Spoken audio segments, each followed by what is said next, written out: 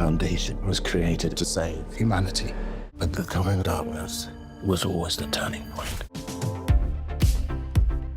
Hey, welcome back to ScreenCrush. I'm Ryan Airy, and this is everything you need to know going into Foundation Season 3, including 325 years of psychohistory in about 10 minutes. Yeah, I heard Foundation's kind of like Dune, but with more math. Well, you're half right. The premise of Foundation is all about whether or not a very complex equation can predict the future and prevent millions of planets from falling into a brutal dark age. And, like Dune, there are various factions vying for power in different parts of the galaxy. And in the series, Gale has future visions, not unlike Paul Atreides. But the thing with Foundation is that technically it predates Dune, Star Wars, and several other sagas that have a big galactic empire. Foundation had a cool character named Han who appears in the upcoming Season 3, and also Corellians with a K, decades before George Lucas put pen to paper. Some people refer to the Foundation trilogy, which includes the books The Foundation, Foundation and Empire, and Second Foundation. But there's actually 7 Asimov Foundation novels, including 2 prequels and 2 sequels. Plus, the early novels were actually fix-ups of short stories that Asimov started publishing in 1942 when he was just 22 years old. So let's talk about Hari Seldon and Gale Dornick, the psychohistorians of Foundation. Who you calling a psychohistorian? Alright, so psychohistory is introduced right at the beginning of Foundation Season 1, and it's basically a mix of sociology and math that Hari Seldon uses to predict the future. At the beginning of Season 1, it's the year 12,067 in the Imperial era, and he meets his protege, Gale, and tells the ruling empire that his math predicts a coming darkness that will last for 30,000 years. But he can shorten that to 1,000 years if they help him set up the Foundation. In the show, the Foundation is initially created as a project to make a massive repository of all the knowledge in the galaxy, sort of like a big encyclopedia located on a planet. But that's just one piece of Hari Seldon's larger plan, a big equation that he keeps in a nifty object called the Prime Radiant. In Season 1, Empire rules from the capital city of Trantor, which is a planet completely covered in one city and was the inspiration for Coruscant in Star Wars. Now, this grand capital of Coruscant is in stark contrast with the remote and inhospitable first planet of the Foundation, Terminus. It takes an entire year for Hari and the first Foundation colonists to even get to Terminus. Hari dies along the way, as does his adopted son Raish, and Gale is ejected into an escape pod. 35 years later, the Foundation is fully set up on a planet called Terminus, without Hari or Gale. On the planet is a massive vault from which an AI of Hari Seldon sends pre-recorded messages. Now, because of psychohistory, Hari Seldon was able to correctly predict the future. So these messages were pre-recorded, and he had exactly predicted all of the events that are about to occur.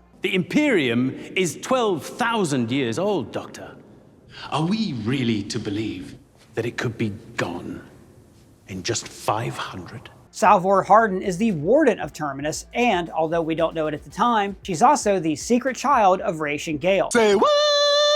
Meanwhile, the Empire, which is often just called Empire, is nervous about its hold over the galaxy, partly because of some of Seldon's predictions that are coming true. Empire is ruled by 3 clones of an emperor named Cleon, and each Cleon is a different age. Brother Dawn, Brother Day, and Brother Dusk. Dawn is always played by Cassian Bilton, Day by Lee Pace, and Dusk by Terrence Mann. The author of The Boat Rocker? A different Terrence Mann. Now, because there are several time jumps in Foundation, we've actually seen several different versions of Dawn, Dusk, and Day. The middle throne of the Cleons is always Lee Pace's Brother Day, and he is the clone who is considered the main emperor. All are created or decanted by Demerzel, an immortal robot from the prehistory of the time of Empire. Played by Laura Byrne, Demerzel's status as a robot is 100% a secret, as robots were outlawed long before the reign of Cleon I.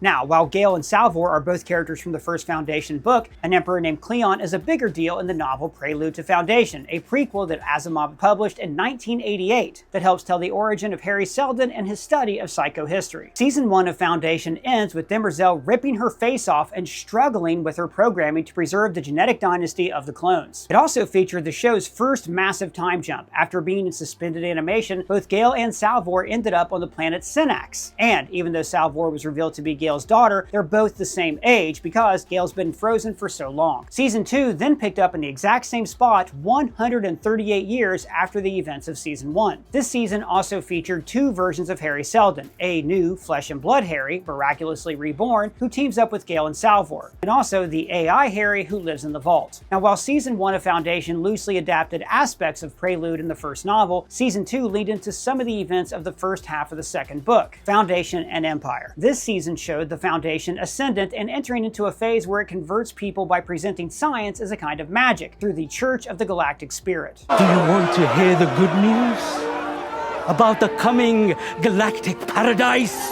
Meanwhile, the current Brother Day plans to end the clone dynasty by marrying young Queen Sereth, who rules over an area of space called the Cloud Dominion. Now, Day doesn't really love her, but Dawn does. But if they stopped having clone emperors, then how come Lee Pace is back in season 3? Well, that's a good question. Well, at the end of season 2, we learned that there was no way that Demerzel was ever going to let the clone dynasty end. And in a long flashback episode, we learned the reason why she was reprogrammed to continue to clone Cleon over and over again. Basically, in this season, Brother Dawn is nice and idealistic. Brother Day is a crazed lunatic, and Brother Dusk is just trying to live his life with his old lover and join her Rue. Now, while all of this is happening, Brother Day has also sent a fleet of warships to Terminus, home of the Foundation, led by a cranky but good-hearted general named Bel Rios. By the end of the season, Rios has secretly teamed up with former Foundation member Hober Mallow and Constant, a missionary for the Church of the Galactic Spirit who has fallen in love with Mallow. Together, with the help of the Spacers, those are genetically modified humans who ensure faster-than-light travel, Rios, Mallow, and Constant defeat Brother Day, even though Terminus has basically already been destroyed. Still, we also learn that the vault itself can physically transport people, and so a ton of people escape from Terminus, as well as Constant and Rios' husband, Glaywin.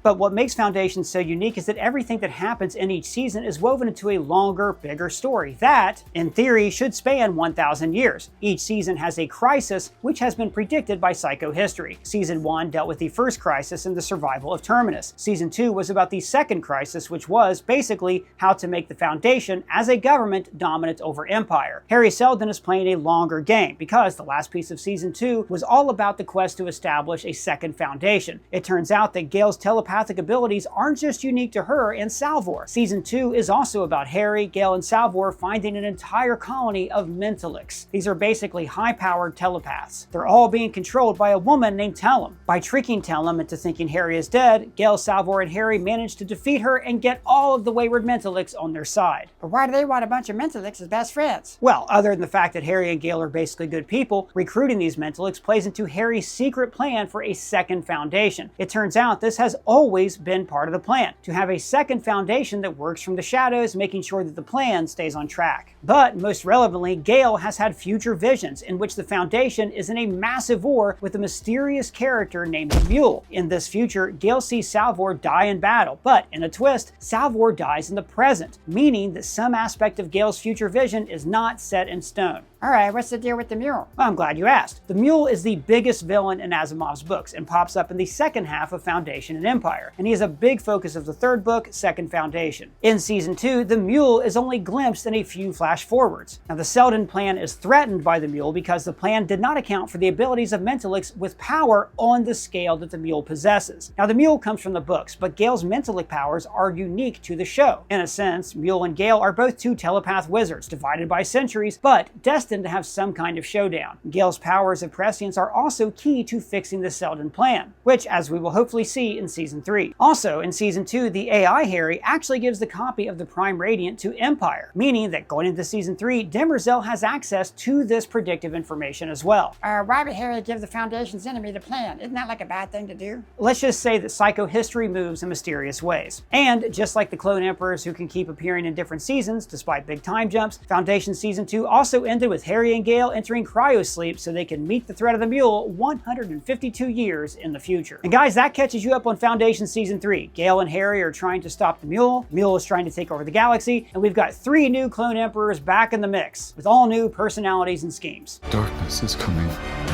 Maybe just for us, maybe for everything. Big shout out to Ryan Britt, who wrote this video. You can find his social links below. And let me know, are you pumped about the new season of Foundation? Let me know your thoughts down in the comments, or at me on Twitter, Blue Sky, Threads, or on our free-to-join Discord server. And if it's your first time here, welcome to the channel. Please subscribe, smash that bell for alerts. For ScreenCrush, I'm Ryan Airy.